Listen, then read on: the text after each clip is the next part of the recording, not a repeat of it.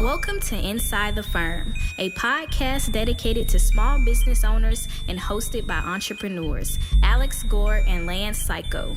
Each week, they take you on their journey of how to start, run, and grow a business by bringing you inside their architecture and real estate development firm.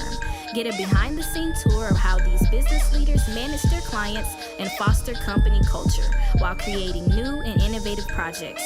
And now your hosts, Alex Gore and Lance Cayko.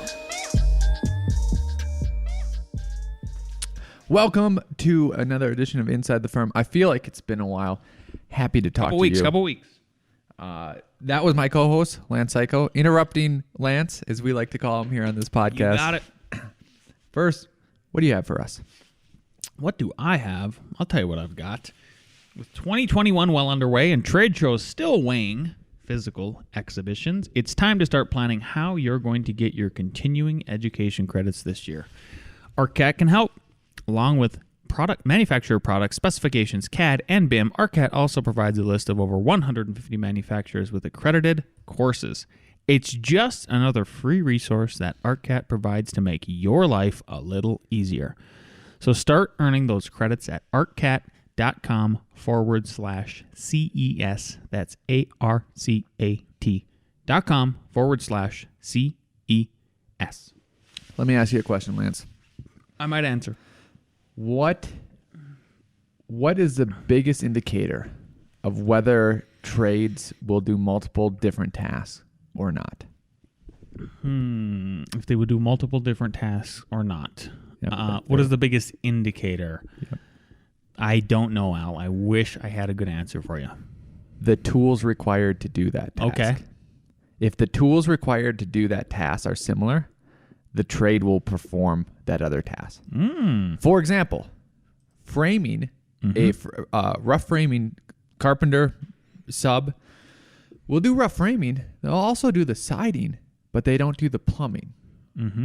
Right? Why not? Different tools. Different tools. Vastly different tools. A whole different van. You need a whole different van to do that. I'm learning. Concrete people, a lot of times, concrete or stucco is different from your framing crew. And that's because they have a whole van worth or a whole trailer worth of other tools. And if they are sitting in their shop not being used, you are not getting a return on your investment, right? What tools does a general contractor need? He or she needs a tablet and or a laptop. What tools do an architect need? He or she needs a tablet and or a laptop. Interesting. Weird, huh? Interesting. Back in the day, not the case. Back in the day, you need a drafting board. You needed a library of books and details. Literally a library. You needed... Now you just go to arcat.com. Literally, you can go on the internet and get specs, get details at arcat.com. So you have the same tools. You have a lot of the same thought processes. You're familiar with architecture and how a building goes together. If you want to make that leap to become a builder, go to Architect's Guide to ARCHITECTS Guide to TO.com. You will get our step-by-step guide of what you need to start the construction company, what you need to study for the test, what experience you need to get, how to set up a job for success, how to run a job for success, all of those lessons that we wish that we learned and we learned piecemeal, put together so that you can run a smooth project, extend your profit, extend your revenue, extend your security, gain knowledge so that you're actually better at your architecture job. It's a win-win-win.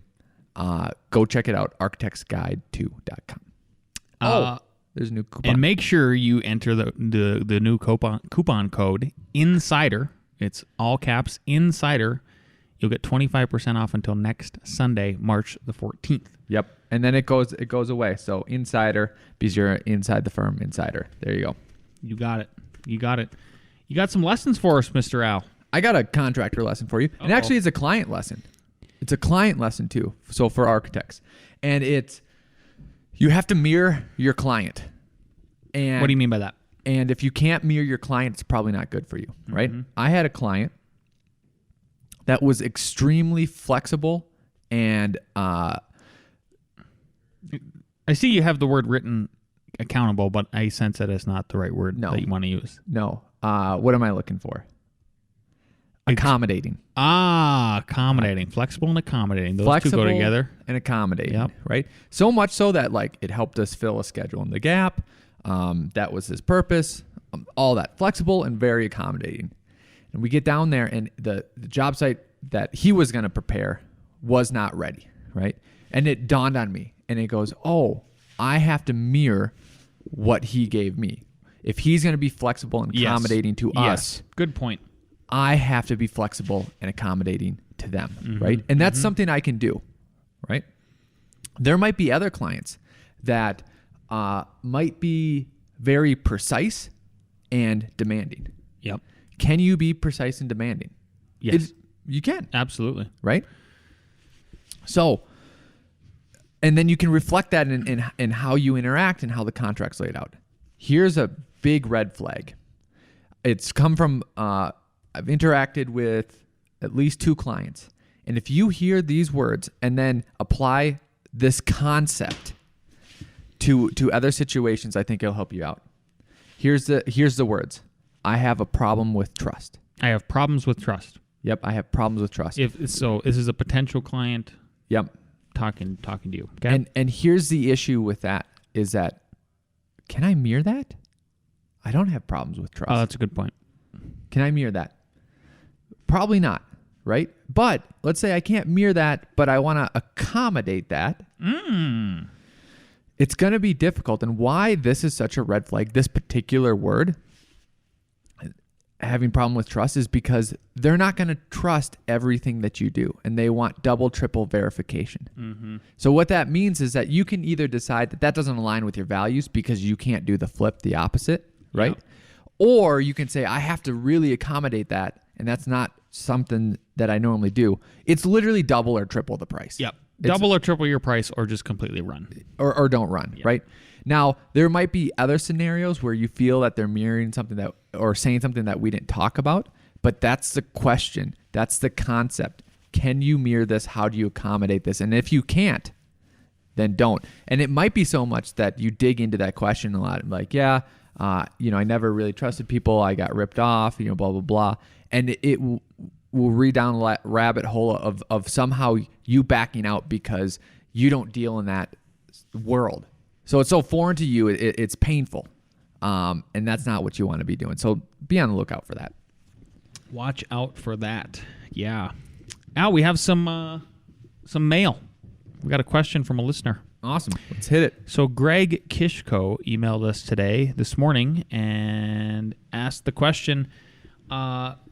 He said, question for the podcast. Love the Architect Plus build. Love the idea of Architect Plus Builder. I always admired it because you get the whole package instead of separating and get a good profit while doing so. That is correct.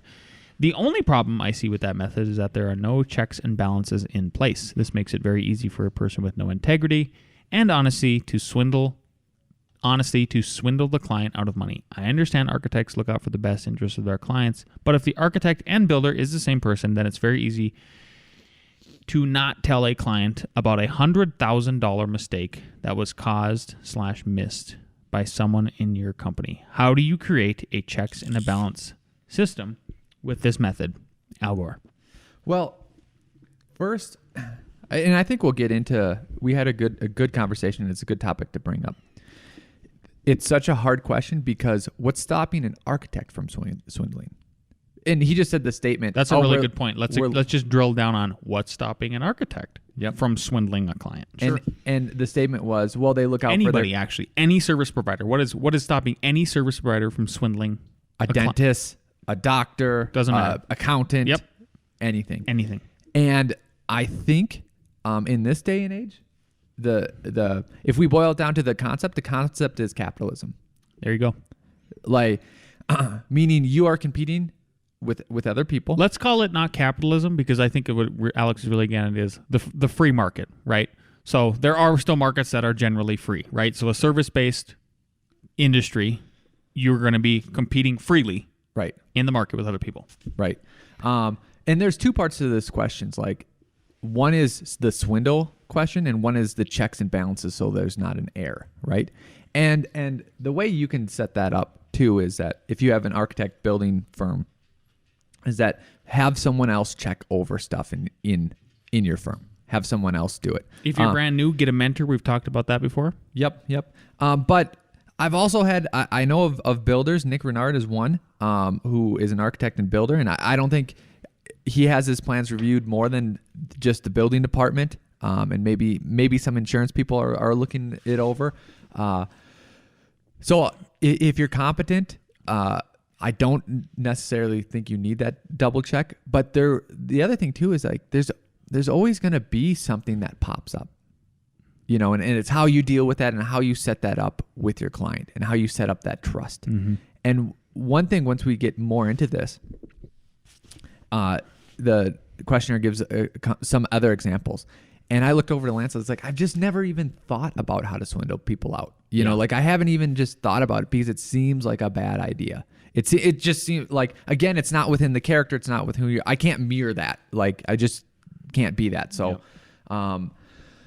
that's my first take on the question. Well, so what I like is drilling this down to the market, right? So, why it's you are competitive with all your fees, right? So if lumber prices have already skyrocketed 250% since last June, and I talked about this maybe 3 or 4 weeks ago, if lumber prices alone, right, and everything else is through the roof as well, windows, doors, all kinds of building materials are like crazy expensive right now. If that's already happening and you're seeing projects die because the material and labor prices are already through the roof, then you're committing suicide by inflating it even more. Like you're committing double suicide. You're double homiciding yourself. If you inflate a subs price. There's no room to even do it. There's no room to even do it. And an architect could do that too with MEP subs, with civil subs. I saw in a group online earlier this week that people are still adding. It's like architects will hire. They'll be the prime, and they'll hire the MEP people, the civil people, and they're marking them up between 10 and 25%. They're already doing what's it. Stopping them from doing 50? The market. The market, yeah. So that's your check and balance is the market, right? And I think we forget about that. So if anybody is thinking about doing that, this kind of crazy stuff, well, you're going to get checked by the market, and that's your problem. But also, there is no foolproof check. Just like there's laws, but people still break the laws. You know what I mean? Like, and some get caught, and some don't get caught. Yeah. So you can't create an answer that solves it. Because if someone's going to want to swindle or be the bad guy, they're going to. Yeah. You know what I mean? Like, there was an example. Apparently, knife stabbings in Longmont is up. Did you hear this? Stabmont. That's why I call it Stabmont. never heard of that. And one of the comments on Facebook was the city council needs to write an ordinance, a resolution. Oh. To address this. Oh yeah, sure. And I looked at the person saying this. I was like, isn't that already illegal? Like, do you think the legal murder's people been illegal since Cain and Abel, technically? And they're thinking, oh, I was going to do it until the city council wrote an ordinance not to stab. Your criminals really pay attention to what politicians write. Exactly. And say exactly. Yeah. So when I first started answering this question in some private emails with Greg, the first thing I wanted to do, and what I said is, one check, and this is the instance for us, is we do open book cost plus methods. So, and you'll see this in the course, right? If you take the course, architectsguide2.com, remember the promo code INSIDER, you get 25% off. Look at you. If you take the course, you'll see what we show is like, this is how we do it. We do it the most open and honest way possible with a completely open book, and then owners see exact invoices. Well, then the rebuttal was, well, what if you're telling your subs to inflate it? Okay, let's go all the way back to square one again. Good. Then why would I want to kill projects? I'm trying to beat other people with pricing often. Yeah. And at the same time maintain the profit. Like, that's capitalism. That is capitalism. The client savvy, too, is so much more in this internet age. We talked about the tools that you need. You need a laptop these days. What's stopping the owner from going and getting a competing bid? And some of my owners do. There's one right now that I'm working with that we're going to be building for soon, and they said, "Hey, can we use our old septic person?" I go, "No problem. I'm always happy to entertain other bids. Yeah, I'm always happy to try to work with some other people, and we'll see." They are so savvy that some of my construction clients are also getting other bids, right? And then, did I tell you this about one of my projects? Instead of sending an email with it, we were on the phone, and I basically had to give the price. And I thought, fair enough. It was going to be too high, and I thought that he was going to freak out, right? So I said, I'm going to make up a number so it's not the real number. I said it was it's going to cost $80,000, expecting him to, kind of have this blow up. And he goes, "That's a problem, because I actually did my own estimates and I laid out the numbers last week, and I thought it was going to be between 80 and 85,000." And he goes, "I actually thought it was going to be 80, but I thought I'd miss something, so it'd be 5,000 more." So the client was spot on. The client was actually spot on the price. Yeah. So if you're going to inflate something 20% and they have a computer and they have friends and they have a phone, I don't know. Good luck for you if that's what you want to do. See how long you last. Yeah. Because the clear and honest approach that we've had in architecture just leads to repeat clients. And I think the same is going to be true in construction. Yep, exactly. Yep. So that was a just once again, Greg Kishko. Thank you very much for your question. I think it was a good little topic to talk about and explore, right? So yeah, and if anyone has a thought about what they view as a clear solution, you can email me or Lance. Yep. I'm AKG at F9 Productions. Lance is LMC at F9 Productions. Maybe you've experienced this and you have some sort of system you want to share. That'd be awesome. And maybe the question was clearly coming from, maybe Greg can even reply back to my email again after he listens to this, is the idea that is it coming from the standard practice with the AIA contracts where the architect is signing off on the work so that there is that check and balance? And then, so why I'm bringing this up is because if it is, then remember one other point I was making in our discussion this morning was, well, the bank, so if it's a finance loan, the bank comes out and checks the work to see that the progress is done. Yeah. So, and then, I think Greg said something about bank numbers can't be trusted, but we're not talking about numbers. Yeah. From the bank, we're talking about numbers. Yep. But I think there's two different. Talking about just the process. Yeah.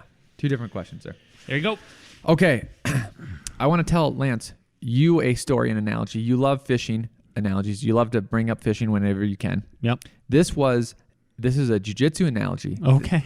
That I used for someone in our firm and someone outside of our firm. And I want to see if you think that it's helpful, and it might be helpful to some listeners, right? But before I get into that analogy, I got to tell you about my uncle. You know my uncle. Uncle Paul. Yep. We were talking the other week, and he has to bring the boat in. He's an Alaskan fisherman. Mm-hmm. Whatever. I don't watch those shows, but those shows is what he does. Mm-hmm. The net was broke. Something else was broke. And Paul's been doing this for 30, 40 years. I mean, he's a captain of a big ocean boat that catches fish. And it just hit me, and the thing that hit me was the problems never stop. Ever. It's how you deal with the problems, but they do not stop. It's not like you're going to hit 50 years old and like all these problems go away. No, you're paid to solve these problems, right? So here's the actual analogy, right? Lance decides that he's going to learn jiu-jitsu. Uh-oh. Goes to a gym, and actually he's working with one of the upper belts or the coach, right? Okay. They're going to show him some stuff, right? Mm-hmm. And they start standing, and Lance is like, okay, I'm going to learn, right? Whatever they're going to do, we're going to do. And the teacher does a trip, gets inside control, gets you in the arm bar, happens quick, and you're like, holy shit, that was crazy. I did not know that I could be taken down that quick, right? Stands up, says, let's do it again. All of a sudden, you're like, oh, I'm not going to let him get that leg again. Yep. Right? I know exactly what he did. Yep. Right? So, obviously, he doesn't do that. He does something completely different. Mm-hmm. Gets around you, chokes you out, right? Happens really quick, and you're like, holy shit. That's a new thing, right?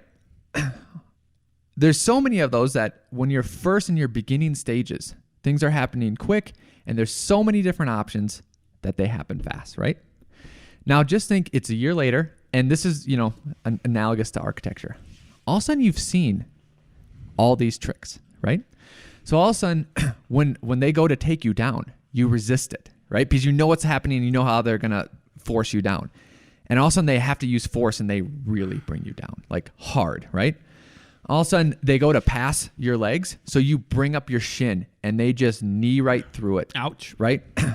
And you know that they're getting inside control, and you know they're going to your back to choke your neck. So you get your arm in there, and they capture your arm, and they start crunching down on your wrist. And you go, oh, my neck's coming next. So you get your chin in there, right? And they start cranking on your chin, and then eventually you get choked out. Uh-huh.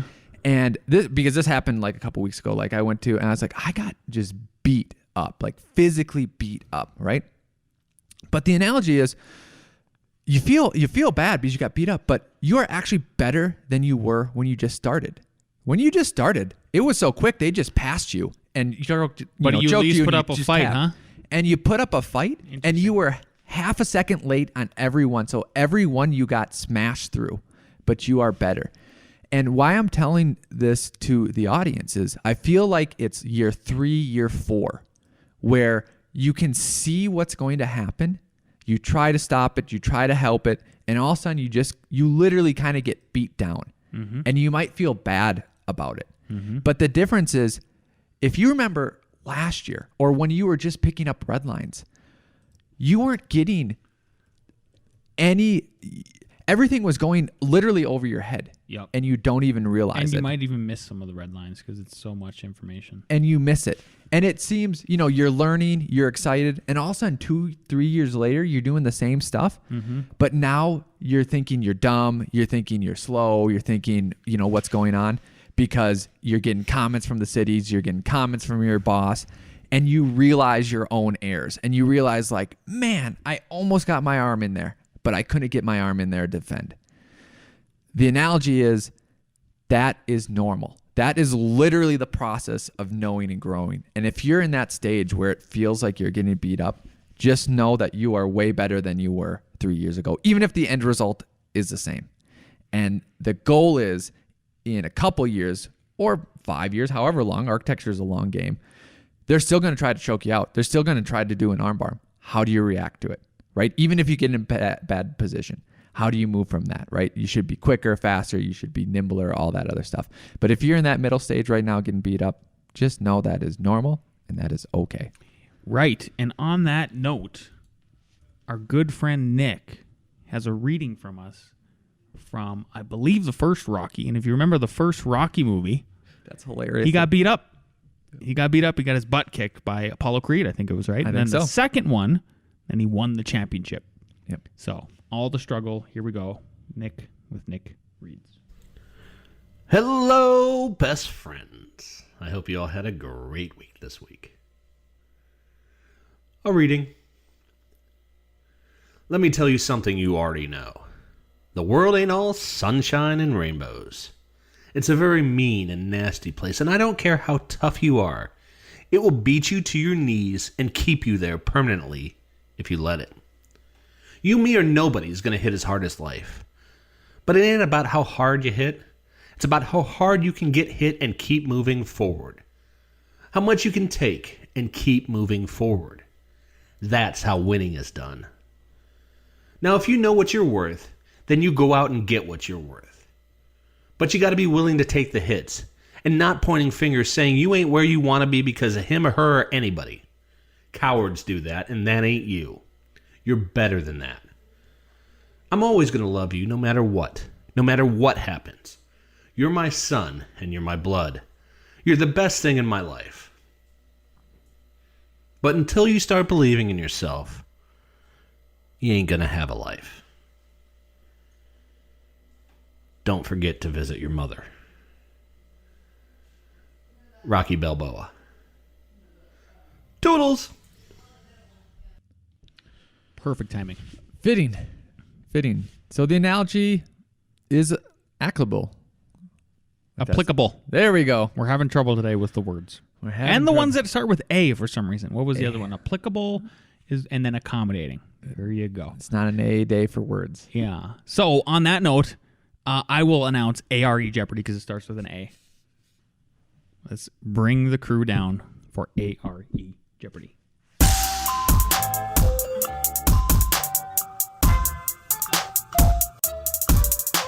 50 chance. Here we go. We got 2 participants plus you at home or in your car. Question number 1. Exterior doorway landings shall not be more than blank inches below the top of the threshold.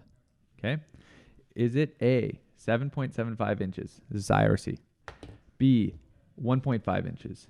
C, 4 inches. D, 0.25 inches. A, 7.75 inches.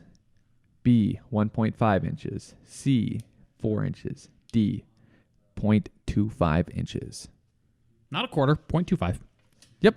Thank you. We have A and C. The correct answer is A, 7.75 inches. Yep, you can do that. Yep. Absolutely. Question 2. Basements in every sleeping room shall have A, 2 operable emergency escapes. B, 1 emergency escape. C, 1 operable emergency escape and 1 rescue opening that opens directly to a public way or to a courtyard that opens to a public way.